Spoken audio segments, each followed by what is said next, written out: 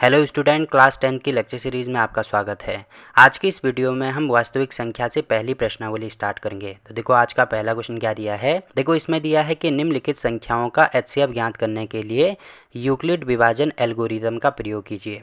अब देखो यहाँ पे हमें क्या निकालना है, एचसीएफ निकालना है। तो एचसीएफ निकालना तो आपने छोटी कक्षाओं में पढ़ा होगा कि हम गुणनखंड विधि के द्वारा एचसीएफ निकाल सकते हैं, बट यहाँ पे गुणनखंड विधि के द्वारा नहीं निकालना है, बल्कि इसमें दिया है कि यूक्लिड विभाजन एल्गोरिदम का प्रयोग करना है।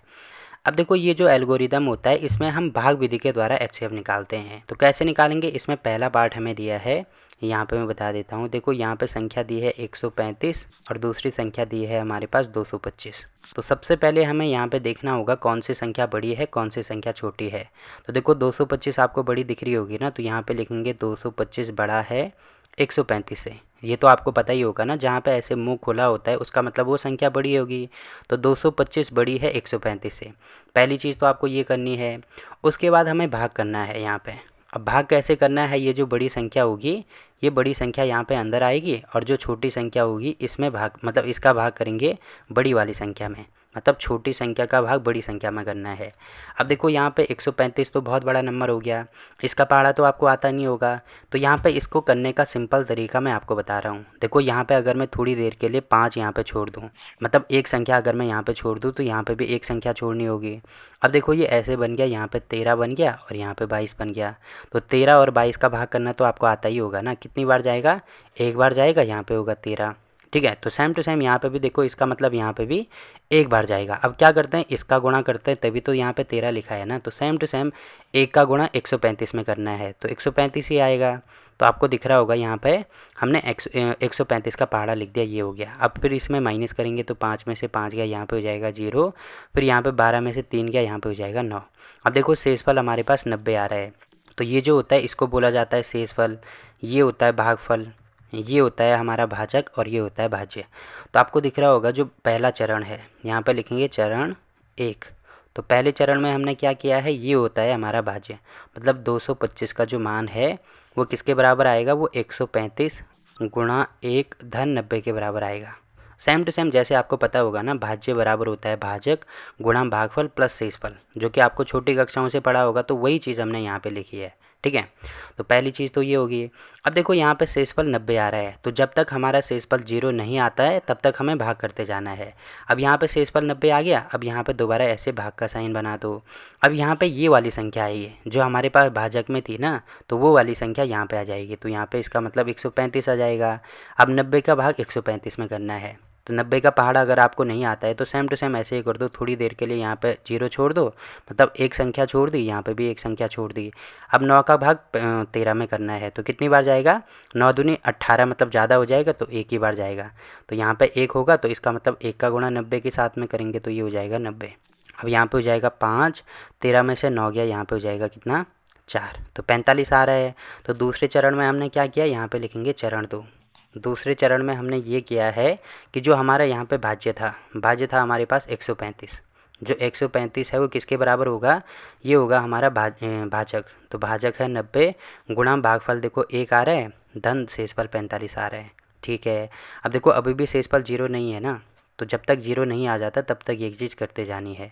अब देखो यहाँ पे भाजक क्या हो जाएगा हमारा, 90 हो जाएगा, तो ये संख्या यहाँ पे आ जाएगी। जैसे ये वाली संख्या यहाँ पे आ रही थी, अब ये हमारा भाजक हो गया, तो ये संख्या यहाँ पे आ जाएगी। अब इसमें भाग करेंगे तो आपको 45 का पहाड़ा भी अगर नहीं आता है तो थोड़ी देर के लिए इसको छोड़ दो, यहाँ पे ये वाली संख्या छोड़ देंगे, मतलब एक एक संख्या इसमें छोड़ दी। अगर यहाँ पे हम 2 संख्या छोड़ दें तो यहाँ पे थोड़ी देर के लिए 2 संख्याएँ हमें छोड़नी होंगी। ठीक है, तो यहाँ पे ये संख्या छोड़ दी, तो इसका मतलब 4 का भाग हमें 9 में करना है। तो कितनी बार जाएगा, 2 बार। 4 दूनी 8 होगा, अगर 3 बार करेंगे तो 12, मतलब ज़्यादा हो जाएगा, तो 2 बार जाएगा। अब 2 का गुणा इसके साथ में कर दो, तो 5 दूनी 10 की ये हो जाएगा 0, 4 दूनी 8 और ये हो जाएगा 9। तो 90 आ रहा है। अब देखो शेषफल हमारे पास 0 आ गया। तो हमारा जो तीसरा चरण है यहाँ पे लिखेंगे चरण 3। इसमें जो हमारा भाज्य है वो है 90 बराबर भाजक कितना है, भाजक 45 है गुणा भागफल धन शेषफल 0 है। अब आपको दिख रहा होगा यहाँ पे शेषफल 0 आ रहा है, तो यहाँ पे लिखेंगे चूँकि हमारा जो शेषफल है वो 0 के बराबर आ रहा है, लास्ट में भाजक कितना है, देखो लास्ट में भाजक 45 है, तो यहाँ पे लिख देंगे भाजक 45 आ रहा है। ठीक है, तो इसीलिए जो इन दोनों का एचसीएफ होगा, इन दोनों का एचसीएफ मतलब जो 135 और 225, इन दोनों संख्याओं का जो एचसीएफ होगा वो किसके बराबर हो जाएगा, वो 45 के बराबर हो जाएगा। मतलब लास्ट में जो भाजक आएगा वही हमारा एचसीएफ हो जाता है। तो देखो पहला पार्ट हमने यहाँ पे कंप्लीट कर दिया। अगर आप गुणनखंड विधि के द्वारा भी इन संख्याओं का एचसीएफ निकालेंगे ना तो यही आएगा, 45 ही आएगा। ठीक, पहला पार्ट हो गया। अब देखो दूसरा पार्ट क्या दिया है इसमें। देखो ये जो दूसरा पार्ट है इसको मैं यहाँ पे आपको बता देता हूँ। तो यहाँ पे है 196 और दूसरी संख्या क्या है हमारे पास, दूसरी संख्या है 38220। ठीक है, अब आपको दिख रहा होगा यहाँ पे ये वाली संख्या बड़ी है, ये वाली संख्या छोटी है। तो यहाँ पे लिखेंगे 38220। ये संख्या बड़ी है, 196 छोटी है। तो क्या करेंगे, यहाँ पे भाग करेंगे। बड़ी संख्या हमारे पास 38220 और छोटी संख्या है 196। अब इसका भाग इसमें करेंगे। ठीक है, भाग करना शुरू कर दो। अब देखो आपको यहाँ पे पता होगा कि 196 का पहाड़ा तो हमें नहीं आता है। तो क्या कर देंगे, यहाँ पे थोड़ी देर के लिए अगर मैंने एक संख्या छोड़ दी तो यहाँ पे भी एक संख्या छोड़नी होगी। तो यहाँ पे बचा हमारे पास 19 और यहाँ पे बचा 38220। इतनी बड़ी संख्या बची। ठीक है, तो 19 का पहाड़ा आप 2 में करेंगे ना, मतलब 19 गुणा 2 करेंगे तो 19 गुणा 2 मतलब 38 हो जाएगा। तो लगभग 2 बार जाएगा। तो यहाँ पे मैं लिख देता हूँ 2। अब इसका गुणा अगर मैं इसके साथ में करता हूँ तो यहाँ पे हो जाएगा 6 गुणा 2, 6 दूनी 12 को 2, फिर 9 गुणा 2, 9 दूनी 18, 19 को 9, 2 एकम 2 और 1 हो जाएगा 3। अब देखो अगर मैं 2 बार गुणा कर रहा हूँ तो यहाँ पे 392 मतलब 382 से तो ये ज़्यादा हो रहा है। तो इसका मतलब यहाँ पे एक बार हमें भाग करना होगा। ठीक है, तो ये संख्या एग्जैक्टली नहीं आती है, उसके आसपास आती है। तो इस चीज़ का आपको ध्यान देना है। तो यहाँ पे देखो एक बार भाग जाएगा। अब इसका गुणा इसके साथ में करेंगे तो ये हो जाएगा यहाँ पे 196। ठीक है, अब यहाँ पे माइनस करेंगे तो 12 में से 6 गया, यहाँ पे हो जाएगा 6। फिर यहाँ पे 7 बचा, एक हाथ से लेनी होगी तो 17 में से 9 गया, यहाँ पे हो जाएगा 8। फिर यहाँ पे 2 है, 2 में से 1 गया, यहाँ पे हो जाएगा 1। तो 186 आ रहा है। अब क्या उतारेंगे, ये जो 2 संख्या है इसको यहाँ पे उतारेंगे। अब आपको दिख रहा होगा ये काफ़ी बड़ी संख्या होगी। तो यहाँ पे भी ऐसे कर दो, थोड़ी देर के लिए 6 छोड़ दो और यहाँ पे मतलब एक संख्या छोड़ दो, यहाँ पे भी एक संख्या छोड़नी होगी। तो इसका मतलब 19 का पहाड़ा इसमें तो नहीं जाएगा, पूरे 186 में करना होगा 19 का। 19 का भाग पूरे 186 में करेंगे तो कितनी बार जाएगा, 9 बार जाएगा ना, क्योंकि 19 दशमलव 190 होगा जो कि ज़्यादा हो जाएगा। तो 9 बार जाएगा, तो यहाँ पे भी लगभग 9 बार जाएगा। ठीक है, अब भाग करके देख लो तो ये कितना हो जाएगा, 9 छक्के 54 को ये हो जाएगा 4, हासिल होगी 5, 9 नमा 81 और 5 कितना हो जाएगा, ये 86, 9 एकम 9 और 8 कितना हो जाएगा, 9 और 8 ये हो जाएगा हमारे पास 17। ठीक है, अब माइनस कर दो तो यहाँ पे आपको दिख रहा होगा एक हासिल लेनी होगी तो 12 में से 4 गया, यहाँ पे हो जाएगा 8। फिर यहाँ पे 5 हो गया, अब 15 में से 6 गया, यहाँ पे हो जाएगा 9। अब 7 में से 7 गया, यहाँ पे होगा 0, यहाँ पे भी हो जाएगा 0। तो 98 आ रहा है, फिर यहाँ पे 0 उतारेंगे। ठीक है, अब आपको दिख रहा होगा यहाँ पे 980 आ रहा है। तो देखो यहाँ पे भी थोड़ी देर के लिए अगर मैं 6 छोड़ता हूँ तो यहाँ पे 0 छोड़ना होगा, मतलब एक संख्या छोड़नी होगी। तो यहाँ पे 19 आ गया, यहाँ पे 98 आ गया। तो 19 पंजे कितना होता है, 95, मतलब लगभग 5 बार जाएगा। अब 5 का गुणा इसके साथ में करेंगे तो 6 पंजे यहाँ पे हो जाएगा 30, फिर 9 पंजे यहाँ पे हो जाएगा 45 और 3 ये हो जाएगा 48 और 5 एकम 5 और 4 ये हो जाएगा 9। अब देखो पूरी बार भाग जा रहा है, मतलब यहाँ पे शेषफल हमारा कितना आया, 0 आ गया। तो देखो एक ही प्रोसेस में हमारा आंसर निकल गया। तो यहाँ पे हमारा जो चरण 1 है उसी में हमने आंसर निकाल दिया। तो चरण 1 में ये है कि जो हमारा भाज्य है वो है 38,220। भाज्य बराबर होता है भाजक। देखो भाजक है 196 गुणा भागफल, भागफल आ रहा है 195 धन शेषफल, शेषफल 0 आ रहा है तो यहाँ पे लिखेंगे 0। अब यहाँ पे लिखेंगे चूँकि जो शेषफल है वो 0 आ रहा है तथा भाजक क्या है, जो देखो अंतिम भाजक 196 ही है तो भाजक हो जाएगा 196। इसीलिए जो HCF ऑफ मतलब इनका HCF होगा, जो संख्या है 38,220 और अगली संख्या है हमारे पास 196। इनका जो HCF है वो किसके बराबर आएगा, वो आएगा 196 के बराबर। तो बस यही हमारा उत्तर हो जाएगा। तो देखो दूसरा पार्ट भी यहाँ पे कंप्लीट हो गया। सेम टू सेम तीसरा पार्ट में आपको यहाँ पे नीचे बता देता हूँ। तो देखो यहाँ पे हमें तीसरा पार्ट ये दिया है कि 867 और 255 इनका हमें क्या निकालना है, HCF निकालना है। तो कैसे निकालेंगे, सबसे पहले देखो बड़ी संख्या है हमारे पास 867, ये बड़ा है, 255 छोटा है। ठीक है, अब यहाँ पे भाग करना शुरू कर दो। देखो यहाँ पे 867 जो है वो बड़ी संख्या है, 255 जो है वो छोटी संख्या है। तो भाग करेंगे। देखो अगर आपको पहाड़ा नहीं आता है तो यहाँ पे भी ऐसे ही करेंगे, थोड़ी देर के लिए एक संख्या छोड़ दो, यहाँ पे भी एक संख्या छोड़ेंगे, मतलब 25 का भाग हमें करना है 86 में। तो कितनी बार जाएगा, 25 या 75, लगभग 3 बार जाएगा। तो इसका मतलब यहाँ पे भी 3 बार जाएगा। तो 5 गुणा 3 करेंगे तो 5 × 15 को 5, 5 गुणा 3 करेंगे 5 × 15 और 1 16 को 6, 3 दूनी 6 और 1 हो जाएगा 7। अब इसमें से ये घटाना है तो 7 में से 5 गया यहाँ पे हो जाएगा 2, 6 में से 6 गया यहाँ पे हो जाएगा 0, 8 में से 7 गया यहाँ पे हो जाएगा 1, तो 102 ये हो रहा है। तो देखो शेषफल 0 नहीं आ रहा है ना, तो यहाँ पे लिखेंगे जो पहला चरण है उसमें हमने ये लिखा है कि जो 867 है चरण 1 होगा। यहाँ पे 867 का जो मान है वो किसके बराबर आ रहा है, देखो भाज्य बराबर होता है भाजक, तो भाजक है हमारे पास 255 गुणा भागफल है 3 धन शेषफल है 102। पहले चरण में ये आ रहा है। अब यहाँ पे जो हमारा भाजक है ना वो हमारा क्या बन जाएगा, यहाँ पे भाज्य बन जाएगा, मतलब ये हो जाएगा यहाँ पे 255। अब दोबारा भाग करेंगे तो देखो 102 का पहाड़ा नहीं आता है, तो थोड़ी देर के लिए एक संख्या यहाँ भी छोड़ दो, यहाँ भी छोड़ दो, तो 10 का भाग 25 में करना है, तो कितनी बार जाएगा, 2 बार जाएगा, तो ये हो जाएगा 2 दूनी 4, 2 जीरो का 0 और 2 एकम यहाँ पे हो जाएगा 2, तो 204 आ रहा है। अब देखो 5 में से 4 गया यहाँ पे हो जाएगा 1, 5 में से 0 गया यहाँ पे हो जाएगा 5। अब 51 का भाग करना है किसमें, ये जो यहाँ पे भाजक था मतलब 102 में करना है। तो देखो जो दूसरा चरण है वहाँ पे भी हमने ये किया है, यहाँ पे लिखेंगे चरण 2। तो चरण 2 में हमने ये किया है कि जो हमारा भाज्य है वो 255 है, जो भाजक है वो हमारे पास 102 है, गुणा जो भागफल है वो 2 के बराबर है, धन जो शेषफल आ रहा है वो किसके बराबर आ रहा है, 51 के बराबर आ रहा है। ठीक है, अब देखो अभी भी शेषफल 0 नहीं आया, तो इसमें दोबारा भाग करना होगा। अब देखो यहाँ पे अगर भाग 51 का पहाड़ा नहीं आता है तो यहाँ पे भी एक संख्या छोड़ दो, यहाँ पे भी एक संख्या छोड़ दो, तो 5 भागा 10 मतलब 2 बार भाग जाएगा। 5 दूनी 10 होता है, तो देखो 2 का भाग इसमें करेंगे तो यहाँ पे 2 एकम 2, 5 दूनी 10, 102 हो रहा है। अब भाग करेंगे तो हमें 0 मिलेगा। तो यहाँ पे दिख रहा होगा आपका जो चरण 3 है, चरण 3 में हमारा उत्तर निकल गया। तो यहाँ पे हमारा जो भाज्य है वो 102 है, भाजक है 51, गुणा भागफल है 2, धन शेषफल है 0। तो इसका मतलब ये होगा, देखो यहाँ पे जो शेषफल है, शेषफल कितना आ रहा है, शेषफल बराबर है 0, और इसका मतलब यहाँ पे जो भाजक है वही हमारा HCF हो जाएगा। भाजक कितना है, 51 है, मतलब लास्ट में जो भाजक बचता है वही हमारा HCF होता है। तो भाजक 51 हो गया, इसीलिए जो HCF होगा किस किस संख्या का है, 255 और 867, इस संख्या का जो HCF होगा वो 51 के बराबर होगा। ठीक है, तो देखो तीसरा पार्ट भी यहाँ पे कंप्लीट हो गया। तो ऐसे हमें क्या निकालना है, भाग विधि के द्वारा HCF निकालना है। अब देखो यहाँ पे आप ऐसे भी लिख सकते हैं कि यूक्लिड विभाजन एल्गोरिथम का प्रयोग करने पर, क्योंकि ये चीज़ हमें यहाँ पे लिखनी है ना, तो यहाँ पे लिखना होगा, पूरा लिख देना आप, यहाँ पे मैं लिख रहा हूँ, एक सेकेंड है।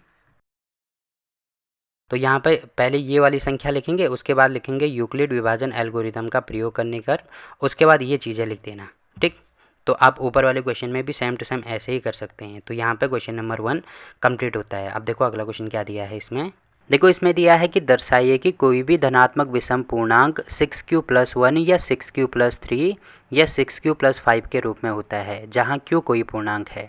अब देखो सबसे पहले हमें ये दिखाना है कि कोई धनात्मक विषम पूर्णांक इनके बराबर होता है। तो धनात्मक विषम पूर्णांक तो अभी हमें नहीं पता, तो मान लीजिए ये जो धनात्मक विषम पूर्णांक है इसका मान a के बराबर है। तो यहाँ पे हमें ये चीज़ लिखनी भी होगी कि माना धनात्मक विषम पूर्णांक बराबर a है। ठीक है, अब देखो हमें ये दिखाना है कि जो a का मान होगा वो 6q + 1 या तो इसके बराबर होगा या 6q + 3 इसके बराबर होगा या इसके बराबर होगा 6q + 5। अब देखो ये हम कैसे दिखा सकते हैं, यहाँ पे आपको दिख रहा होगा कि अगर मैं यूक्लिड विभाजन प्रमेयिका का प्रयोग करता हूँ तो यहाँ पे ये हो जाएगा हमारा भाज्य, ये होगा भाजक, ये होगा भागफल और ये वाला हो जाएगा शेषफल, जो कि आपको पता ही होगा। तो इसी का प्रयोग हम यहाँ पे करेंगे। तो यहाँ पे हम लिखेंगे सबसे पहले, देखो ये चीज़ हमें पता है, यहाँ पे लिखेंगे हमें पता है कि भाज्य बराबर होता है भाजक गुणा भागफल प्लस शेषफल। अब देखो हर बार तो इतनी बड़ी चीज़ों को हम नहीं लिख सकते हैं, तो इनको शॉर्ट में ऐसे लिखा जाता है, भाजक की जगह पे लिखते हैं a, भाजक की जगह पे लिखते हैं b, भागफल की जगह पे लिखते हैं q और शेषफल की जगह पे लिखते हैं r। तो a बराबर BQ + r अगर कहीं पे दिया हो तो इसका मतलब समझ जाना कि भाज्य बराबर भाजक गुणा भागफल प्लस शेषफल की बात की जा रही है। ठीक है, जहाँ पे ये जो शेषफल होता है, शेषफल यानी जो r का मान होता है इसका मान 0 और जो भाजक है उससे छोटा ही होगा। ठीक है, अब क्यों छोटा होगा अभी मैं आपको बताऊंगा। तो पहली चीज़ तो ये हमें पता है, तो ये हमने यहाँ पे लिख दी। अब यहाँ पे लिखेंगे a और b में, देखो संख्या ए और बी में अगर मैं यूक्लिड विभाजन प्रमेय का प्रयोग करता हूँ तो तब क्या हो जाएगा, सबसे पहले तो यहाँ पे बी का मान निकाल दो। अब देखो अगर मैं इन दोनों का कंपैरिजन करता हूँ, कंपैरिजन करने का मतलब इसके ठीक नीचे, जैसे यहाँ पे ए है तो यहाँ पे इसके ठीक नीचे ए लिखेंगे, यहाँ पे बी है तो यहाँ पे बी लिखेंगे, यहाँ पे क्यू है तो यहाँ पे क्यू लिखेंगे, यहाँ पे आर है तो यहाँ पे आर लिख देंगे। तो एक चीज़ आपको दिख रही होगी, देखो ए के साथ में ए आ रहा है, बी के साथ में हमारे पास 6 है, सेम टू सेम यहाँ पे देखो बी की जगह पे 6 है, यहाँ पे भी बी की जगह पे 6 है। इसका मतलब मैं कह सकता हूँ कि बी बराबर 6 होगा। ठीक है, तो बी को हो या बी का मान भाजक होता है ना, बी को हो या भाजक को हो एक ही बात है। तो भाजक हमारे पास 6 आ रहा है। अब देखो भाजक अगर 6 आ रहा है तो जो शेषफल है यहाँ पर लिखेंगे शेषफल के संभव मान। अब देखो भाजक का मान अगर 6 के बराबर है तो तब शेषफल हम निकाल सकते हैं। शेषफल के संभव मान होंगे 0 हो गया, 1 हो गया, 2 हो गया, 3 हो गया, 4 हो गया, 5 हो गया, मतलब इससे एक कम होगा। अब देखो इससे एक कम क्यों होता है, जैसे एग्जांपल के लिए मैं आपको यहाँ पे समझा देता हूँ। ये चीज़ समझनी बहुत ज़रूरी है, तभी आपको ये क्वेश्चन समझ में आएगा, नहीं तो क्वेश्चन समझ में नहीं आएगा। जैसे मान लीजिए 5 का भाग हमें 10 में करना है। ठीक है, तो पूरी बार जाएगा, देखो 2 बार जाएगा, यहाँ पे 2 होगा 10 और शेषफल कितना आया, 0 आया। ठीक है, वैसे अगर 5 का भाग अगर मैं 11 में करता हूँ तो 2 बार जाएगा, यहाँ पे हो जाएगा 10, एक शेषफल आएगा। वैसे अगर 5 का भाग 12 में करते हैं तो 2 बार जाएगा, यहाँ पे हो जाएगा 10, 2 शेषफल आया। वैसे 5 का भाग 13 में करते हैं तो 2 बार जाएगा, यहाँ पे हो जाएगा 10, 3 शेषफल आया। 5 का भाग अगर 14 में करते हैं तो 2 बार जाएगा, यहाँ पे हो जाएगा 10, 4 शेषफल आएगा। और 5 का भाग अगर मैं 15 में करता हूँ तो कितनी बार जाएगा, देखो 3 बार जाएगा, यहाँ पे 15 होगा, 0 शेषफल आया। तो 0 शेषफल आने का मतलब क्या है, देखो हमारे पास अभी भाजक क्या है, भाजक हमारे पास अभी 5 है, भाजक 5 है। जब भाजक 5 है तब हमारे शेषफल क्या क्या आ रहे हैं, शेषफल इससे और मतलब इसके अलावा और कुछ भी नहीं आ सकते इसमें। 0 आ रहा है, 1 आ रहा है, ठीक है, 2 आ रहा है, ठीक है, 3 आ रहा है, 4 आ रहा है, 3 आ रहा है, 4 आ रहा है, देखो 5 तो नहीं आ रहा है ना। तो इसका मतलब जब भी अगर कोई भाजक हमें दिया है, जैसे भाजक 5 है, तो जो शेषफल आएगा वो इससे एक कम आएगा। जैसे 5 है तो 5 से एक कम आएगा, जो कि आपको दिख रहा होगा। 0 भी आ सकता है, 1 2 3 4 तक आ सकते हैं, 5 नहीं आ सकता है।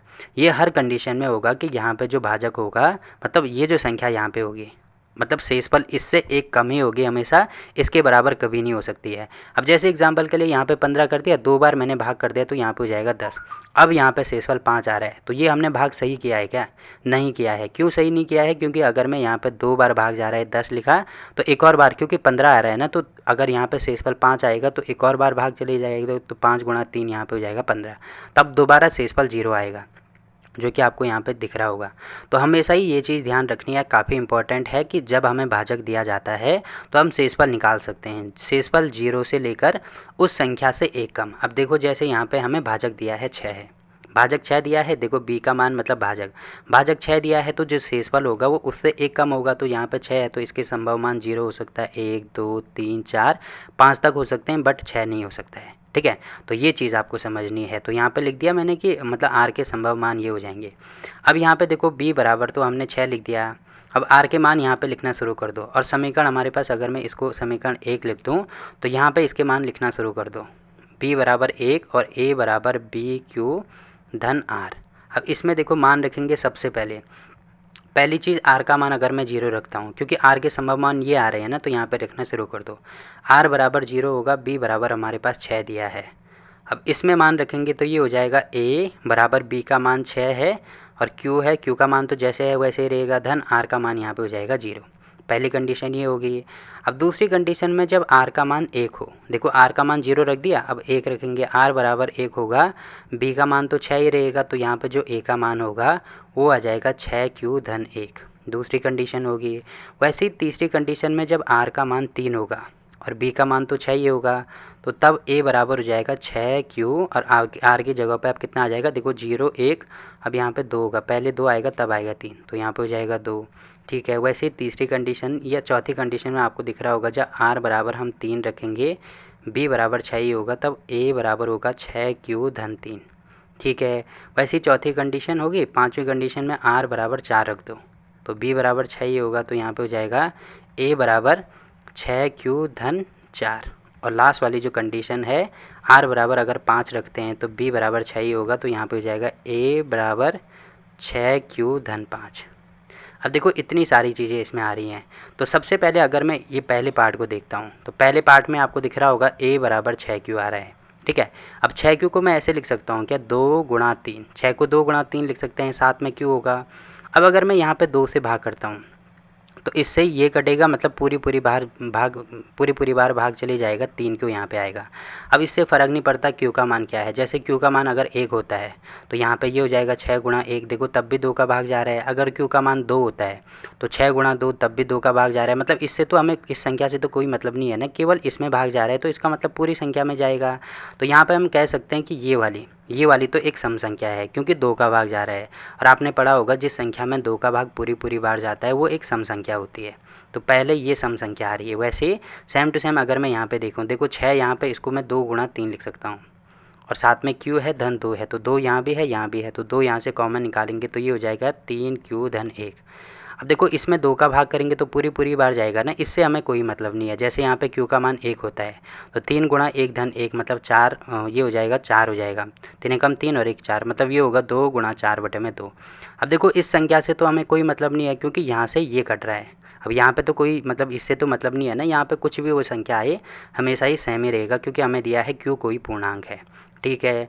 अब वैसे ही सेम टू सेम यहाँ पे भी आपको दिख रहा होगा, देखो इसमें भी 2 का भाग पूरी बार जा रहा है, इसमें भी जाएगा। यहाँ पे अगर मैं 2 कॉमन निकालता हूँ तो ये हो जाएगा हमारे पास अंदर 3q धन 2, क्योंकि 6 को मैं 2 गुणा 3 लिख सकता हूँ और इसको 2 गुणा 2 लिख सकता हूँ, तो 2 यहाँ से भी कॉमन आएगा, तो ये चीज़ हमारे पास आ रही है।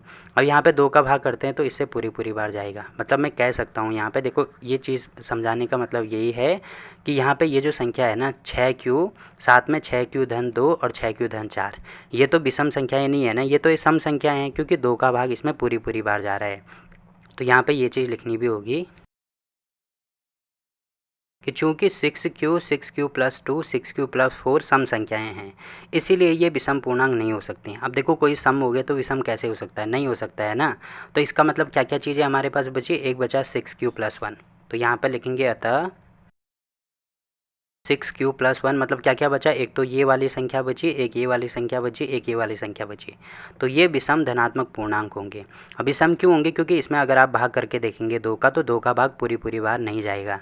और देखो यही चीज़ हमें यहाँ पे शो करके दिखानी थी। यहाँ पे आपको स्टार्टिंग में दिख रहा होगा कि a बराबर होना चाहिए धनात्मक विषम पूर्णांक, तो a का मान इसके बराबर है ना, मतलब a इसके बराबर है।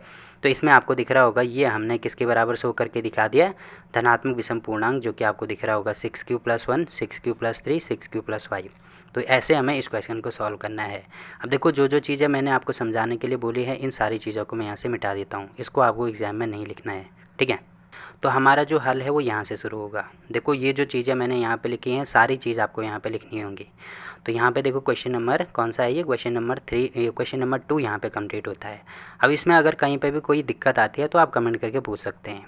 अब देखो अगला क्वेश्चन क्या दिया है इसमें, देखो ये जो क्वेश्चन नंबर 3 है इसको मैं लास्ट में करूँगा, क्योंकि यहाँ पे क्वेश्चन नंबर 4 और 5 जो है वो इसी टाइप के हैं जैसे क्वेश्चन नंबर 2 अभी हमने किया है ना, तो सेम टू सेम इसी प्रकार के हैं। तो पहले इन दोनों क्वेश्चन को करते हैं, तब क्वेश्चन नंबर 3 करेंगे। ठीक। तो देखो क्वेश्चन नंबर 4 क्या दिया है यहाँ पे, देखो इसमें दिया है कि यूक्लिड विभाजन प्रमेयिका का प्रयोग करके दर्शाइए कि किसी धनात्मक पूर्णांक का वर्ग किसी पूर्णांक m के लिए 3m या 3m प्लस 1 के रूप में होता है।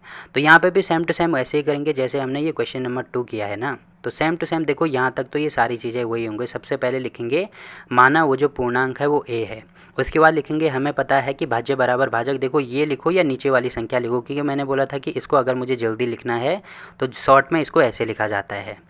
तो यहाँ तक तो सेम टू सेम जैसा था वैसे ही होगा यहाँ तक। ठीक है, यहाँ तक लगभग। तो यहाँ पे ये सारी चीज़ें जो मैंने यहाँ पे लिखी हैं सेम टू सेम नीचे भी मैं यहाँ पे लिख दूँगा। ठीक। अब देखो सबसे पहले यहाँ पे लिखेंगे माना धनात्मक पूर्णांक a है, जो कि हमने ऊपर लिखा था, तो यहाँ पे भी वही लिखेंगे।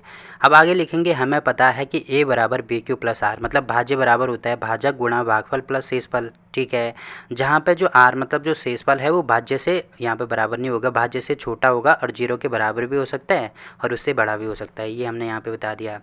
उसके बाद a और b में अगर मैं यूक्लिड विभाजन प्रमेयिका का प्रयोग करता हूँ तो तब क्या हो जाएगा, देखो यहाँ पे b का मान 3 के बराबर होगा। क्यों होगा, क्योंकि जैसे ऊपर हमें यहाँ पे 6 दिया था ना ऊपर में, तो यहाँ पे हमें ये चीज़ 3 दी है। तो अगर मैं इसके साथ में या इसके साथ में कंपैरिजन करता हूँ तो देखो धनात्मक पूर्णांक हमने a माना है, मतलब a का मान इसके बराबर होगा। तो यहाँ पे ये हो जाएगा a बराबर b की जगह पे देखो यहाँ पे b है, यहाँ पे 3 है, तो तो b का मान 3 लिख दिया, जैसे ऊपर 6 आ रहा था तो यहाँ पे 3 आ रहा है। अब देखो r के संभव मान क्या होंगे, r मतलब जो शेषफल है उसके संभव मान मैंने बताया था इससे 1 कम होगा, तो यहाँ पे 0 भी हो सकता है, 1 भी हो सकता है, 2 भी हो सकता है, तो ये इसके संभव मान हो जाएंगे। ठीक है, अब यहाँ पे लिखेंगे समीकरण 1 से, समीकरण 1 ये वाली है, तो इसमें मान रखना शुरू कर दो। a बराबर है बी क्यू धन r। अब देखो यहाँ पे सबसे पहले पहला पार्ट यहाँ पे लिखेंगे जब जो r का मान है वो 0 रखेंगे, क्योंकि सबसे पहले 0 आ रहा है, r बराबर 0 और b का मान तो 3 ही रहेगा, तो यहाँ पे ये हो जाएगा, इसका मान यहाँ पे रखेंगे तो ये हो जाएगा a बराबर b की जगह पे होगा 3 q धन r की जगह पे हो जाएगा 0। ठीक है, अब देखो प्रश्न में ये दिया है हमें, यहाँ पे ये चीज़ चेंज होगी। देखो ऊपर जैसे किया था यहाँ तक तो हम सेम टू सेम वैसे ही कर रहे हैं। अब यहाँ पे ये दिया है कि धनात्मक पूर्णांक का हमें क्या करना है, वर्ग करना है, तो धनात्मक पूर्णांक हमने a माना है, तो इसका मतलब हमें a का वर्ग करना होगा। अब देखो यहाँ पे ये चीज़ हमें a मिल रही है ना, तो इसका हमें क्या करना होगा, वर्ग करना पड़ेगा। तो देखो वर्ग यहाँ पे करेंगे तो यहाँ पे भी करना होगा, तो यहाँ पे लिखेंगे अब वर्ग करने पर, देखो इसका वर्ग करके हमें क्या मिल रहा है, यहाँ पे हो जाएगा a का वर्ग बराबर यहाँ पे हो जाएगा 3q का होल वर्ग। ठीक है, अब इसको हल करेंगे तो देखो यहाँ पे तो आएगा ये a का वर्ग। अब 3q का वर्ग को मैं ऐसे लिख सकता हूँ क्या, 3 का मतलब इसका भी वर्ग होगा, इसका भी वर्ग होगा, तो यहाँ पे हो जाएगा 3 का वर्ग मतलब 3 गुणा 3 गुणा यहाँ पे हो जाएगा q का वर्ग। अब देखो इसको मैं ऐसे लिख सकता हूँ क्या, 3 गुणा 3q का होल वर्ग, ऐसे बिल्कुल लिखा जा सकता है। होल वर्ग नहीं होगा, बल्कि यहाँ पे थोड़ा मैंने गलत लिख दिया, यहाँ पे ये चीज़ होगी 3 को अलग लिख दो और ये जो 3q का वर्ग है इसको अलग लिख दो। अब थोड़ी देर के लिए माना ये जो 3q है, 3q का वर्ग जो है वो माना m है। ठीक है, तो यहाँ पे लिख देंगे माना 3q का वर्ग बराबर m, तो यहाँ पे इसका मान हो जाएगा 3m के बराबर। तो a का वर्ग हमने दिखा दिया किसके बराबर है, 3m के बराबर है। तो सबसे पहले तो हमें यही दिखाना था ना कि पूर्णांक का जो वर्ग है पूर्णांक m के लिए 3m के बराबर है, तो पहली चीज़ ये दिखानी थी, तो ये हमने यहाँ पे दिखा दिया, मतलब 3 दिखा दिया और जो चीज़ यहाँ पे एक्स्ट्रा आ रही है उसको हम m मान लेंगे। पहली चीज़ तो वो ये हो गई है। अब दूसरा पार्ट यहाँ पे लिखेंगे जब r का मान देखो पहले 0 रखा, उसके बाद r का मान 1 रखेंगे। जब r का मान 1 है और b का मान 3 ही होगा, तब उस कंडीशन में क्या होगा, ये वाली जो समीकरण है इसमें वैल्यू रख दो, तो ये हो जाएगा हमारे पास a बराबर b का मान 3 है q धन r का मान 1 हो जाएगा। अब देखो इसका भी वर्ग करना पड़ेगा ना, क्योंकि प्रश्न में दिया है इनका वर्ग करना है, तो यहाँ पे लिख लेंगे वर्ग करने पर। तो देखो यहाँ पे भी वर्ग होगा, तो ये हो जाएगा a का वर्ग और यहाँ पे हो जाएगा 3q धन a का होल वर्ग। ठीक है, अब अगर मैं यहाँ पे स्क्वायर खोलता हूँ तो ये a होगा ये b होगा, मतलब a प्लस b का होल स्क्वायर यहाँ पे यूज़ होगा, जो कि होता है a का वर्ग धन 2ab धन b का वर्ग, जो कि आपको पता ही होगा। अब देखो a की जगह पर 3q है, b की जगह पर 1 है, तो यहाँ पे वैल्यू रखना शुरू करेंगे तो सबसे पहले होगा a का वर्ग, मतलब 3q का होल वर्ग यहाँ पे हो जाएगा प्लस 2 इंटू a का मान है 3q और b का मान है 1 और धन b का वर्ग मतलब 1 का वर्ग हो जाएगा। अब देखो यहाँ पे वर्ग इसका भी होगा इसका भी होगा, तो 3 का वर्ग मैं ऐसे लिख सकता हूँ, 3 का वर्ग लिखो या 3 गुणा 3 लिखो, बात एक ही है। वैसे q का वर्ग लिखो या q गुणा q लिखो, बात एक ही है। धन यहाँ पे हो जाएगा ये, यहाँ पे मैं लिख सकता हूँ इसको 2 गुणा 3q। अब देखो गुणा 1 लिखो या ना लिखो, बात एक ही है, 1 का वर्ग 1 ही होगा। अब यहाँ पे आपको दिख रहा होगा, देखो यहाँ पे 3 यहाँ पे भी है 3 यहाँ पे भी है, तो अगर मैं यहाँ से 3 बाहर निकालता हूँ तो यहाँ पे क्या बचेगा मेरे पास, एक तो 3 बचेगा, एक q गुणा q या q का वर्ग बचेगा। ठीक है, प्लस यहाँ से 3 बाहर निकाल दे तो यहाँ पे 2q बचेगा और प्लस में 1 है तो यहाँ पे प्लस में 1 लिख दिया। अब देखो थोड़ी देर के लिए अगर मैं इसको अगर मैं m मानता हूँ तो यहाँ पे हो जाएगा पूरा ये 3m धन 1, यहाँ पे लिखेंगे जहाँ जो m का मान है वो किसके बराबर होगा, इस पूरे के बराबर, मतलब 3q का वर्ग धन 2q के बराबर है। तो देखो इसका मान इसके बराबर हो गया, तो यही चीज़ हमें यहाँ पे शो करके दिखानी थी। तो आपको दिख रहा होगा दूसरा पार्ट भी 3m धन 1 हमने यहाँ पे इसके वर्ग को ये शो करके दिखा दिया। ठीक है, तो देखो दूसरा पार्ट भी यहाँ पे कंप्लीट हो गया। आप चाहें तो यहाँ पे इसका मान 2 रख के भी देखना, उसका मान भी मतलब 2 रख के देखेंगे तब भी यही हमारा उत्तर आएगा, ये वाला। बट यहाँ पे अगर हमारा दोनों का उत्तर निकाल दिया तो यहीं पे हमारा क्वेश्चन कंप्लीट होता है। ठीक है, तो ऐसे हमें इस क्वेश्चन को सॉल्व करना है। तो देखो क्वेश्चन नंबर 4 भी हो गया। सेम टू सेम जो क्वेश्चन नंबर 5 है वो इसी प्रकार से हम करेंगे। तो देखो क्वेश्चन नंबर 5 क्या दिया है इसमें, देखो इसमें दिया है कि यूक्लिड विभाजन प्रमेयिका का प्रयोग करके दर्शाइए कि किसी धनात्मक पूर्णांक का घन 9m या 9m+1 या 9m+8 के रूप में होता है। अब देखो यहाँ पे घन दिया है, ऊपर वाला जो ये वाला क्वेश्चन था इसमें हमें क्या दिया था, इसका वर्ग दिया था। तो क्वेश्चन तो सेम टू सेम जैसे हमने ये वाला किया है ना, सेम टू सेम वैसे ही करेंगे। यहाँ पे हमने वर्ग किया था, नीचे वाले क्वेश्चन में हमें क्या करना है, केवल घन करना है। तो बाकी देखो और सेम टू सेम वही रहेगा। तो देखो जैसे ऊपर वाले क्वेश्चन में क्या था, सेम टू सेम वैसे ही लिखेंगे कि माना धनात्मक पूर्णांक बराबर a है, जो कि हमने इसको माना है a बराबर, हमें ये शो करके दिखाना है 9m+1 9m+8 इसके बराबर शो करके दिखाना है। तो उसके बाद यहाँ पे लिखेंगे हमें पता है कि a बराबर BQ+R, जहाँ पे इसका मान इसके बराबर होगा। अब a और b में यूक्लिड विभाजन प्रमेय का प्रयोग अगर हम करेंगे तो यहाँ पे देखो b का मान पहले हमें निकालना होगा। तो जैसे ऊपर में 3m दिया था ना, तो यहाँ पे 9m दिया है, मतलब अगर इसके साथ में मैं इसका कंपैरिजन करूँगा तो ये हो जाएगा a बराबर, यहाँ पे हो जाएगा BQ+R। तो देखो q की जगह पे m आ रहा है और b की जगह पे यहाँ पे 9 आ रहा है, तो b का मान कितना हो जाएगा, 9 हो जाएगा। अब r के संभव मान क्या हो जाएंगे, r मतलब जो शेषफल है, तो शेषफल भाजक से एक कम होगा, मतलब इसके संभव मान हो जाएंगे 0 1 2 3 4 5 6 7 8। 9 से एक कम होगा तो इतने इसके संभव मान हो सकते हैं। तो सबसे पहले जब r का मान 0 रखेंगे तो b का मान यहाँ पे होगा 9। ठीक है, अब देखो ये जो समीकरण 1 है इसमें मान रख दो, तो ये हो जाएगा a बराबर b की जगह पे कितना होगा, 9 होगा, तो ये हो जाएगा 9q धन r की जगह पे 0 हो जाएगा। ठीक है, अब यहाँ पे देखो क्वेश्चन में हमें दिया है ना कि इनका हमें क्या करना है, घन करना है। घन का मतलब होता है क्यूब, तो यहाँ पे लिखेंगे घन करने पर। तो देखो यहाँ पे इसका भी घन होगा, तो राइट हैंड साइड में 9q हमें दिख रहा है, तो इसका भी घन करना पड़ेगा। अब देखो घन का मतलब ये होता है कि यहाँ पे इसकी घात 3 होगी, तो यहाँ पे इसकी घात भी 3 होगी, इसकी घात भी 3 होगी, तो यहाँ पे मैं लिख सकता हूँ 9 गुणा 9, मतलब 9 को 3 बार गुणा करेंगे और वैसे ही q को भी 3 बार गुणा करेंगे, q गुणा q।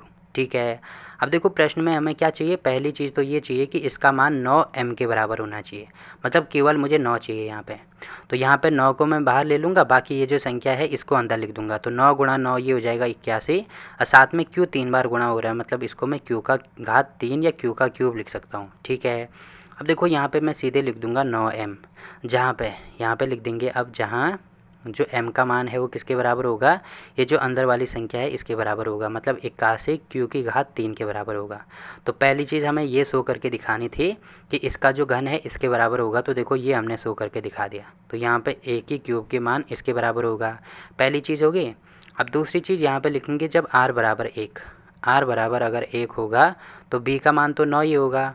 अब यहाँ पे इस वाली समीकरण में दोबारा ये वाले मान रख देंगे, तो ये हो जाएगा a बराबर b की जगह पर 9, साथ में q है धन r की मान 1 रखेंगे। अब यहाँ पे भी इसका घन करना होगा, तो यहाँ पे लिखेंगे घन करने पर।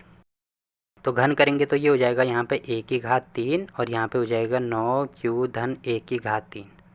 अब देखो यहाँ पे a प्लस बी का होल क्यूब वाला फॉर्मूला यूज़ होगा ना, जो कि आपको पता होगा कि a प्लस बी का होल की घात 3 बराबर होता है a का क्यूब धन b का क्यूब धन 3ab into a plus B. अगर आपको ये पता था तो अच्छी बात है, नहीं पता है तो इसको आपको याद करना है। ठीक है, तो ये चीज़ होगी। अब यहाँ पे मान रखना शुरू कर दो, तो यहाँ पे 9 का मतलब ये है a, ये है b, तो सबसे पहले हो जाएगा 9q का होल घात 3, वैसे ही b का क्यूब मतलब 1 का क्यूब धन यहाँ पे हो जाएगा 3, a की जगह पे है 9q, ठीक है, गुणा b की जगह पे यहाँ पे 1 है, और साथ में अंदर यहाँ पे गुणा होगा a होगा 9q धन यहाँ पे हो जाएगा 1। ठीक है, अब इसको हल करेंगे तो देखो अगर यहाँ पे इसकी घात 3 है तो मतलब घात इसकी भी होगी इसकी भी होगी, तो 9 की घात 3 मतलब 9 को 3 बार गुणा करना है, साथ में q की घात 3, तो यहाँ पे लिख दो q की घात 3 धन यहाँ पे एक जो है ना इसको लास्ट में लिख दो, तो यहाँ पे एक को मैं अलग से यहाँ पे लिख रहा हूँ, इसको पहले लिखो बाद में लिखो कोई फ़र्क नहीं पड़ेगा। ठीक है, अब यहाँ पे इसको हल करेंगे तो 3 यहाँ पे ये है 9 गुणा 3, तो इसको मैं ऐसे लिख सकता हूँ कि 9 गुणा यहाँ पे लिख दो 3q, ऐसे बिल्कुल लिखा जा सकता है। ठीक है, ठीक है, यहाँ पे मैंने 9 को अलग कर दिया और जो 3q है इसको अलग कर दिया, और साथ में अंदर है हमारे पास 9q धन 1। ठीक है, अब देखो इससे क्या फ़ायदा होगा, इससे ये फ़ायदा होगा कि 9 मुझे यहाँ पे भी दिख रहा है, 9 यहाँ पे भी दिख रहा है, क्योंकि प्रश्न में ये चीज़ हमें दी है ना कि उसके बाद अगली संख्या मुझे 9m प्लस 1 के रूप में चाहिए। तो यहाँ पे एक तो मुझे 9 चाहिए होगा, तो यहाँ से 9 बाहर निकाल दो, और एक हमारे पास पहले से ही है ही, तो यहाँ पे अगर मैं 9 बाहर निकालता हूँ तो हमारे पास अंदर क्या बचेगा, 9 गुणा 9 ये हो जाएगा 81 q की घात 3। अब देखो 9 बाहर आ गया, तो ये जो 3q है इसका गुणा यहाँ भी होगा यहाँ भी होगा, तो यहाँ पे हो जाएगा प्लस 9 गुणा 3, तो 9 3 27 ये होगा, और q गुणा q मतलब ये हो जाएगा q का वर्ग धन, अब 3q का गुणा इसके साथ में होगा तो एक के साथ में गुणा करेंगे तो वही चीज़ आएगी, मतलब यहाँ पे 3q ही होगा, प्लस यहाँ पे होगा 1। अब यहाँ पे सीधे लिख दो 9, अब इसकी जगह पे m लिख दो और प्लस यहाँ पे हो जाएगा 1। अब यहाँ पे लिखेंगे जहाँ जो m का मान है वो किसके बराबर है, 81 q की घात 3 धन 27 क्यू का वर्ग धन 3 क्यू इसके बराबर है। तो देखो दूसरा पार्ट हमें 9m+1 चाहिए था, तो ये हमने यहाँ पे लिख दिया। दूसरा पार्ट हो गया 9m+1। अब सेम टू सेम तीसरे पार्ट के लिए भी हम यहाँ पे करेंगे। तीसरा पार्ट अगर r का मान अगर मैं 2 लेता हूँ, सबसे पहले r का मान 0 लिया, उसके बाद r का मान 1 लेंगे, अब r का मान 2 लेंगे, तो b की वैल्यू हमारे पास 9 ही है। अब देखो समीकरण ये वाली है हमारे पास, कौन सी है ये, a बराबर BQ प्लस r। तो यहाँ पे मान रख दो, तो ये हो जाएगा a बराबर b की जगह पे 9 है, q प्लस r की जगह पे 2 है। अब इसका भी हमें क्या करना होगा, घन करना होगा, तो यहाँ पे लिखेंगे घन करने पर, इसका घन करेंगे तो ये हो जाएगा a की घात 3 और यहाँ पे हो जाएगा 9q धन 2 इसकी घात 3। तो यहाँ पे भी सेम टू सेम वही वाला फॉर्मूला होगा। कौन सा फॉर्मूला, a प्लस बी की होल घात 3 बराबर होगा a की घात 3 धन b की घात 3 धन 3ab गुणा यहाँ पे हो जाएगा a प्लस बी। अब इस वाले फॉर्मूले का यूज़ यहाँ पे करेंगे तो ये है हमारा a, ये है हमारा b। अब यहाँ पे मान रखना शुरू कर दो, तो सबसे पहले a की जगह पे ये हो जाएगा 9q की घात 3 धन यहाँ पे ये हो जाएगा 2 की घात 3 धन यहाँ पे हो जाएगा 3 इंटू a की जगह पे है 9q गुणा b की जगह पे है 2 और साथ में यहाँ पे हो जाएगा 9q धन यहाँ पे हो जाएगा 2। ये चीज़ हो गई है। अब यहाँ पे जो 2 की घात 3 है इसको मैं क्या लिख सकता हूँ, 2 की घात 3 मतलब 2 गुणा 2 गुणा 2, तो 2 गुणा 2 गुणा 2 मतलब 8 होगा, तो 8 को मैं यहाँ पे अलग से लिख दूँगा प्लस में 8, ठीक है। अब इसको मैं लिख सकता हूँ 9 गुणा q की घात 3, ठीक है, 9 को 3 बार लिखेंगे और ये तो हमने अलग से लिख दिया, प्लस यहाँ पे ये हो जाएगा, देखो इसको मैं 9 को अलग कर सकता हूँ, यहाँ पे 9 को मैंने अलग कर दिया, उसके बाद 3 गुणा 2, 3 दूनी 6 और साथ में q है, तो ये हो जाएगा 6q, साथ में गुणा ये हो जाएगा 9q धन 2।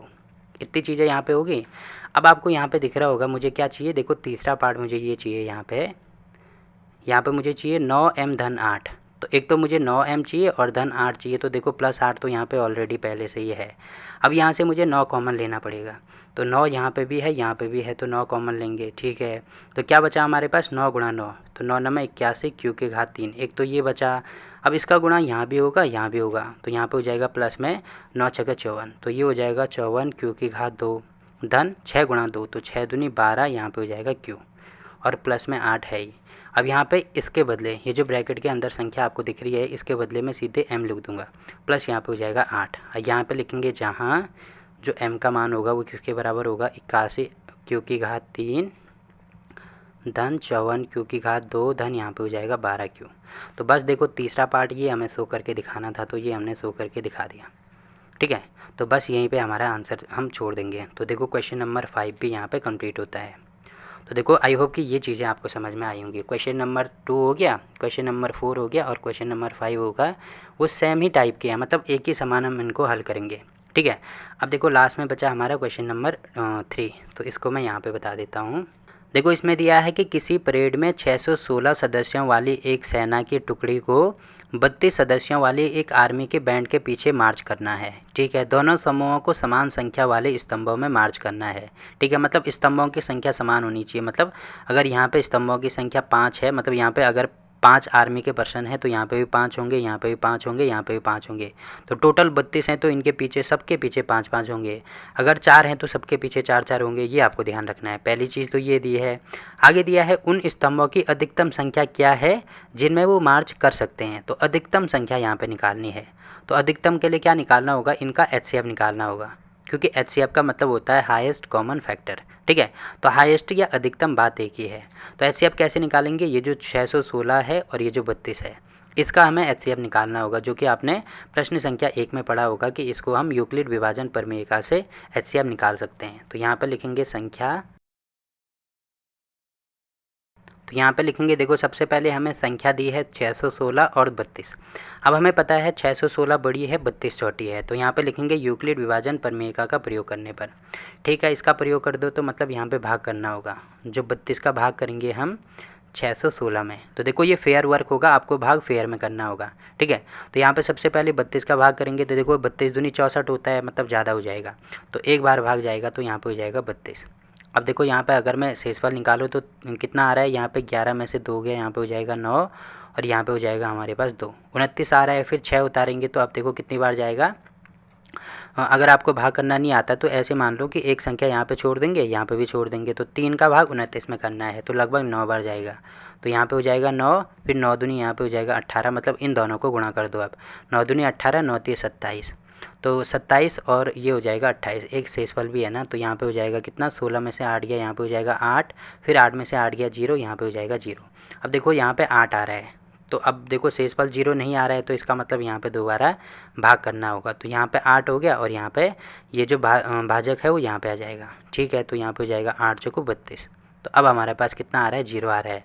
मतलब मैं कह सकता हूँ कि जो पहला चरण है, चरण 1 है, उसमें जो भाज्य था हमारे 616 था, तो भाज्य 616 है, भाजक हमारे पास 32 है, गुणा भागफल कितना है, भागफल 19 है, और प्लस शेषफल हमारे पास आ रहा था, कितना आ रहा था, यहाँ पे 8 आ रहा था। तो पहला चरण ये हो गया, यहाँ पे देखो शेषफल 0 नहीं आ रहा है। अब जो चरण दूसरा है उसमें आपको दिख रहा होगा कि हमारे पास क्या है, ये जो भाज्य है ये 32 के बराबर है, तो और इसमें जो भाजक है वो 8 है, भागफल हमारे पास 4 है, और साथ में शेषफल 0 है। तो देखो शेषफल यहाँ पे 0 आ रहा है, तो यहाँ पे लिखेंगे चूँकि जो शेषफल है वो 0 के बराबर आ रहा है, तथा जो भाजक है, अंत में भाजक यहाँ पे 8 आ रहा था, तो भाजक बराबर 8, इसलिए इन दोनों संख्याओं का HCF 8 के बराबर होगा। तो लास्ट में लिखना भी होगा, इसीलिए इस पंक्ति में अधिकतम 8 संख्याएँ आ सकती हैं, ठीक है। तो यहाँ पे लिखेंगे स्तंभों की संख्या 8 होगी, तो यहाँ पे लास्ट में लिख देंगे इसीलिए अधिकतम स्तंभों की संख्या बराबर 8। तो देखो यहाँ पे क्वेश्चन नंबर 3 भी कंप्लीट होता है। इसी के साथ ये जो प्रश्नावली 1.1 है ये भी यहाँ पे समाप्त होती है। अब देखो अगर आपको नोट्स चाहिए, क्लास 10th के किसी भी चैप्टर के नोट्स चाहिए तो आप कमेंट करके पूछ सकते हैं, ठीक है। तो फिलहाल के लिए इस वीडियो में इतना ही। वीडियो अच्छा लगा तो वीडियो को लाइक कीजिए, शेयर कीजिए अपने दोस्तों के साथ, और चैनल को सब्सक्राइब करना ना भूलें। तो मिलते हैं आपसे एक और नई वीडियो में, तब तक के लिए बाय बाय।